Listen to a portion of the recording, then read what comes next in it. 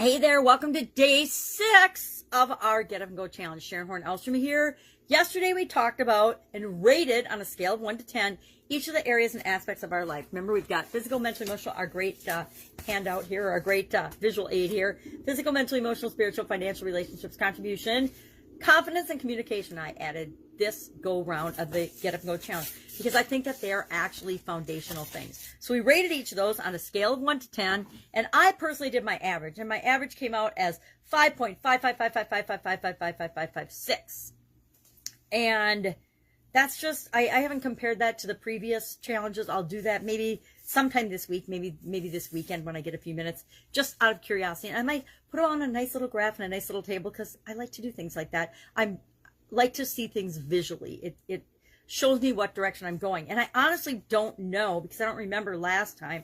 I guess I could go back and I could peek and see what I did in February as my average. Let's see. I didn't do an average, and I only did the 7 areas. So 10, 23, 36, or 10, 38, 39, 40 divided by 7 is what?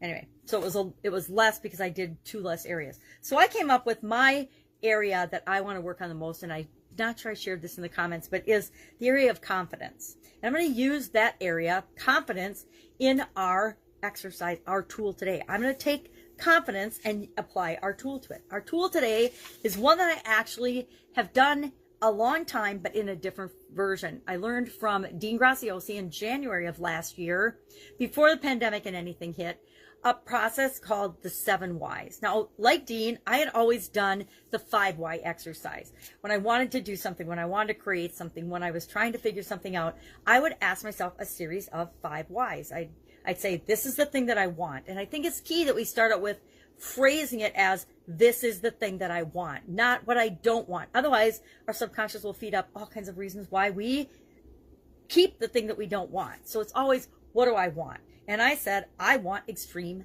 self-confidence. And then by the 3rd time I went through this, because I did this 3 times this morning already, I'm going to read these and share these really quickly with you so you get an idea of how it works and why I did it more than once. I finally changed it to, I have extreme self in parentheses confidence, because I want super duper self-confidence. Why? Because I know that'll, well, we'll go into the whys because we're going to do 7 whys deep. And there's some magic that happens when we add those final 2 whys. It gets down deep to our core values. It gets really into the nuts and the bolts of what's happened to us, what we've experienced in the past, and what's still continuing to impact us, whether we know it on a conscious level or not. Most of the time, we don't realize it.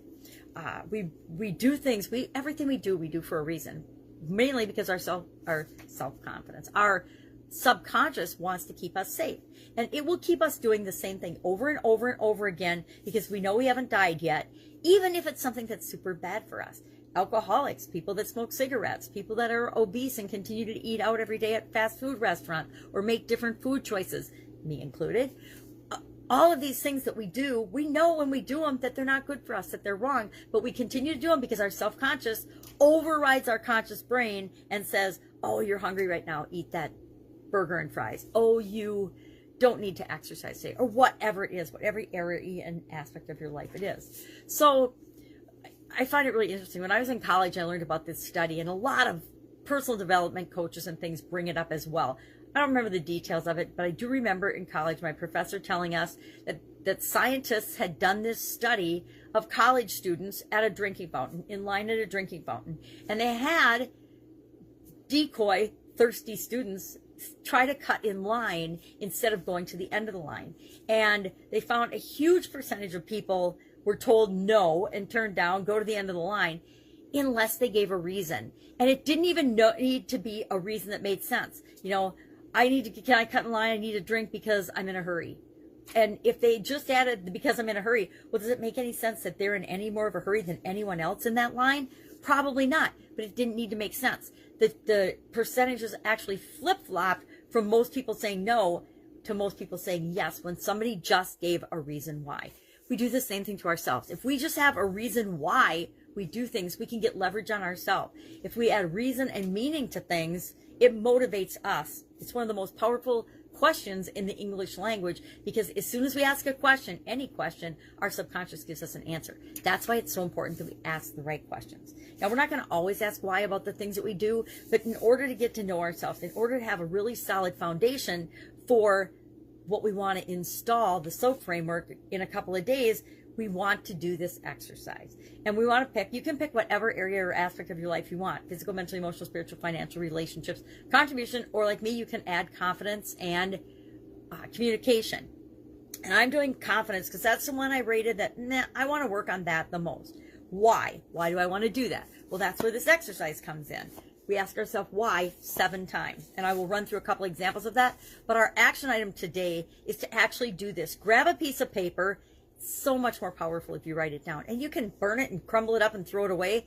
But I'd like you to share today, what is one thing, one aha, one realization, or one thing you learn about yourself by doing this exercise. I learned a couple of things about myself and my self-confidence by doing this exercise. One, that I lie to myself. In the first one, this is the answers I think I should give. Number 2, this is getting a little deeper. And number 3, okay, this is really it. And so let me give you a quick example of that. So I first said, I want to have extreme self-confidence. Why? So that I can feel awesome about me. Why? So I will know what to do. Why? So I do what's right for me. Why? So I make more right moves toward what I want. And I changed that from to make less mistakes, right? And then why do I want that? Why do I want to make more right moves? So I get what I want. Well, why do I want to get what I want? So I feel in control of my life and my destiny. Why do I want that? So that I can be happy. So I've gone from, I want extreme self-confidence, to really, I just want to be happy, right? I want to be happy. Then I did a second round, because every time I do it, I dig a little deeper and I get a little bit more into what I'm really thinking and what I'm really caring about. So this time it was, I kept the same question. I want to be extremely self-confident. And 7, why? The first why was, why? So I treat myself right. Why do I want to treat myself right? So that I am my own cheerleader, again, from my own destructor or my own negative, biggest critic. Why do I want that? So I believe in myself. Why do I want to believe in myself? So I can trust myself. Why do I want to trust myself? So I can make better decisions, and I put in parentheses, for me, make more right decisions for me. Why do I want that? So I can create the life that I want. Why do I want to create the life that I want? So I can have the impact on my experiences, and to show up as the example I want to show up in the world. Again, still a little lofty bullshit, not necessarily telling myself 100% truth. So let's do it one more time. This is where I changed it to, I have extreme confidence from, and I put self in parentheses, from I want to be extremely self-confident. Now, I want to be, well, that means I'm going to always want to be it. So I decided, nope, I have it. I already have what it is that I want. Well, why do I want that? And I said, so I stopped beating the crap out of myself with negative self-talk. Well, why do I want that? So I can move. And why do I, make decisions and act? To me, moves means I make decisions and I'm taking action. So why do I want that? So I can create results. So why do I want that? So I can see if my actions are moving me toward or away from what it is that I want. Why do I want that? So I can make progress. So I can get unstuck by excuses, false beliefs, fear, other people's expectations and things. Well, why do I want that? So I can create the life that I want and love, so that I control my destiny. Well, why do I want that? So I can be me. So whatever happens, whatever comes up, it's going to be different for each and every one of us, because the experiences and the things that we've been involved in, the emotions, everything is different. So your 7 whys, you might get to the core value right away. Mine is, I want to be in control. I want to create the life I want. I want to know that I'm having an impact on other people, things like that. So what is it for you? What are some of the things that you'll learn about yourself by taking this journey of asking yourself a series of 7 whys? Challenge you to do this right now. If you have any questions, if you need any help, if you want any more examples, you can go back in the Get Up and Go Challenge private group, and there are at least 6 more times, maybe more.